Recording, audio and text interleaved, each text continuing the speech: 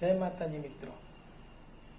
तो मित्रों, जीवन में पैसा कमाओ के ना कमाओ, पण एक मित्र, एक दोस्त एवो जरूर बनावजो कि जे तमारा सुख दुख में हमेशा साथे उभो होय। केम के पेलुं कहेवाय ने कि एक वफादार मित्र ए 100 सगा संबंधीओ करता वधारे होय। तमने कोई दुख पोके के कोई तकलीफ आवे तो ए तमने सगा संबंधीओ पछी याद आवशे, पहला तमारो मित्र याद आवशे। अने मित्र ए सलाह आपशे अने दुखमांथी तमने बहार लावशे।